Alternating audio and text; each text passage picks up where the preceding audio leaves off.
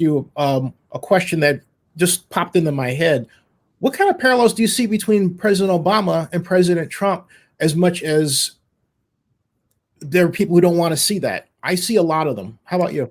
Well, it's funny. I see more parallels today than certainly, when Obama was president. I thought Obama as president is a great example of having an opportunity to change. And I tell you, in all sincerity, the one thing that I heard throughout the campaign in 2016, and you're seeing much more pronounced public communication about this, is the number of people in the Black community that are coming out and saying, look, Obama and Biden did nothing for us, or very little for us. And, here's Donald Trump that's come to the table, whether it's criminal justice reform or, all the other issues that he's been working on. I mean, it is not by accident that a lot of these, Black voters are coming out and saying, yeah, I like Donald Trump because he's helped the Black community. I don't like him because he's done some other things, but I certainly like him for that. And because he hasn't approached it in a very political way, then I think that's why, more heads have kind of clashed. And why I think people have respected him more for that. And I think,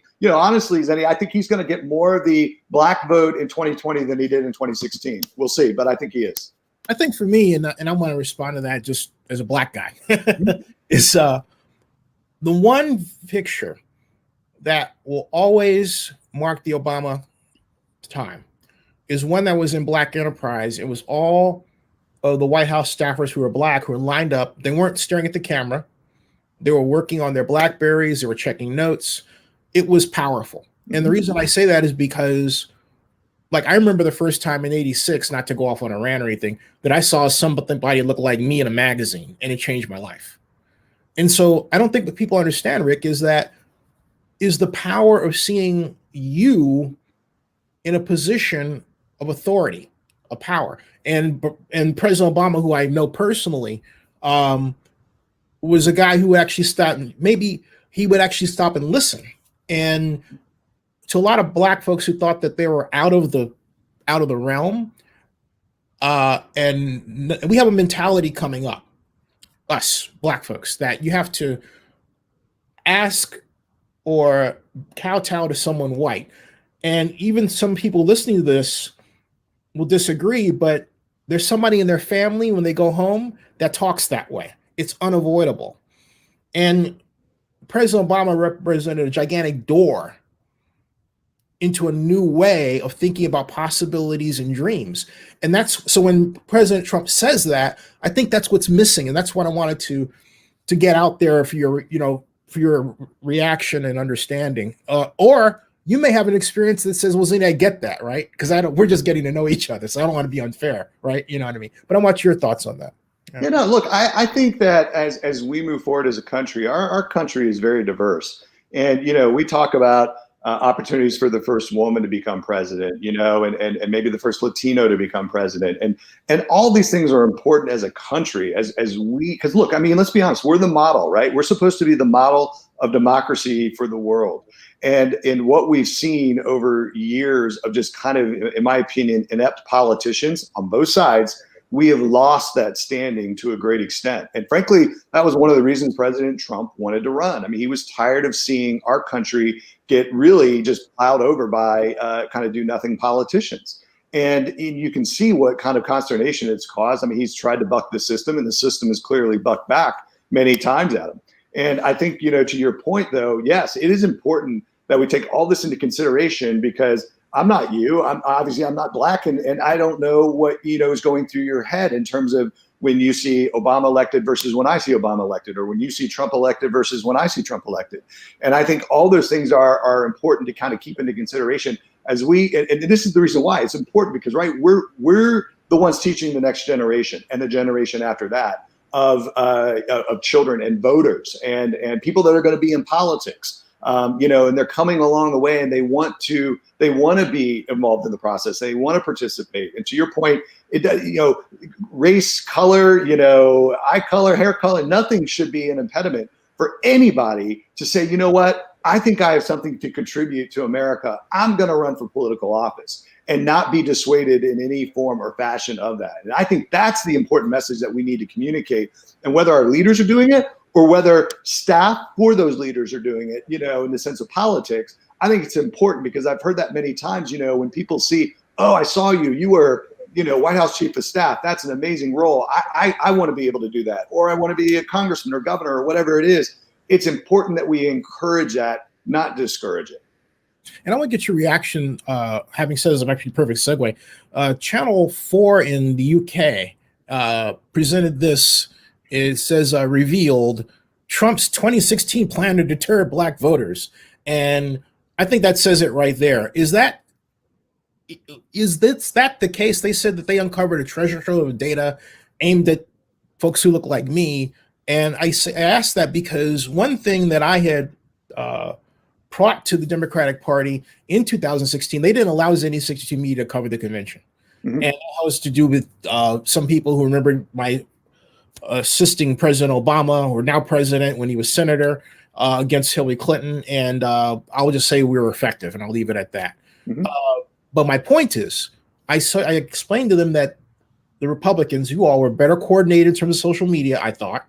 And there were people who were, I felt, Russian operatives who were working social media. They didn't believe me at the time. And I have the emails to prove it. Yeah, no, look, I'd say a couple of things. First of all, the reason that article came out in UK Channel 4 was because of a company called Cambridge Analytica. And so we had two kind of operations going on at that time. We had the RNC, which was helping us with data, and then we had Cambridge Analytica. And the idea is that we were not targeting voters to suppress voters. We were actually targeting not only black voters, but Latino voters, women voters, because what we found is that those numbers for Hillary Clinton were soft. So what we felt is that we had an opportunity to turn some of those voters to us, not suppress them or not vote for her. Or, I'm sure the media, mangled it probably every which way they wanted, because I know that was a big point in the campaign. But our full intention was going after every voter possible. And what we found through the data was that the black voters, the black community, were underwhelmed by Hillary Clinton. So we saw it as an opportunity to go in and find ways to target those voters on issues that mattered to them, that they felt they did not get represented through Clinton, Obama, or Biden, or anybody else. Yeah, so I want to emphasize, that's glad you said that, because that means that this is essentially wrong, because what they're doing, and I'm not advocating it at all, but what they're claiming here is that not only it was deterrent, but they went through black vote. I'm not going to never thing at all, but they only talked to African Americans, and there's a constant. Well, let me get your reaction to this sort of deal. More. And so I'm glad you said that, because it gives a picture on what I thought was not the right portrayal. You were actually trying to attract black voters. You weren't trying to suppress the vote, is what you're saying. Yeah, I mean, look, we needed. In fact, I mean, let's be honest. In that campaign, we needed black voters, right? Because there were key demographics that, all the pollsters were telling us and telling the media that if we didn't capture a certain percentage of the black vote, then we had no hope of winning. If we didn't capture some of the Latino vote, we had no hope of winning. So the goal wasn't to suppress these voters, because we needed them. So the idea is that we use targeted persuasion, digital advertising, social media on issues that mattered to the black community. And I think one of the things that you probably saw as the campaign went on, we had a huge diversity coalition, that we put together, just like we did with other types of groups as well. But the diversity coalition was very important. And obviously, race was an issue in 2016. And we had a number of minorities and minority community that came out and supported Donald Trump for a variety of reasons. And you need that. I mean, of course you need people to say, I believe in this guy. I believe he's going to help, each individual demographic group with whatever issues they might have. I mean, that's what a president, a politician, a leader is supposed to do, is to help people, not hinder people. So that whole notion of suppression was really, I think, mangled. And look, it's easy. You can see where the spin comes in, right?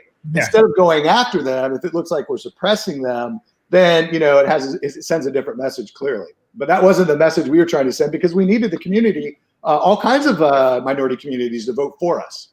What strikes me on all of this is something that I learned a long time ago when I worked for Mayor Harris in Oakland, in that what appears to the outside world as a conspiracy, some more often than not, is a happy accident or unhappy accident of coincidence. Your thoughts?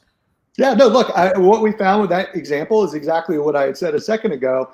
And to dig into it in a little more detail, as we started going into Democratic states like Pennsylvania, what we saw is that there was extremely soft support for Hillary Clinton. She underwhelmed people. She couldn't excite them. She couldn't get that, out for vote. So, our goal was to try to use that and say, hey, if they don't like her, maybe they'll like for us. Ultimately, we didn't do all the math, but I'm sure, some mathematical geniuses did. I don't know what percentage of the minority vote, for example, whether it's Latinos, blacks, or others, didn't go out to vote for her because of that underwhelmed feeling, or kind of came out for Donald Trump. Clearly, the numbers were higher than anybody anticipated. So it had to have some impact on at least a portion of those communities, just like it did on Bernie Sanders voters. And all that mattered, as we look at the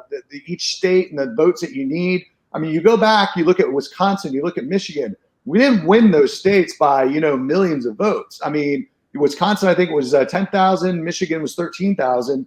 Or it might be the other way around. But you can see, especially in 2020, every vote matters. And it does make a difference if you get those votes out there, because I think some of these states are going to be under 1% of victory by one of the candidates.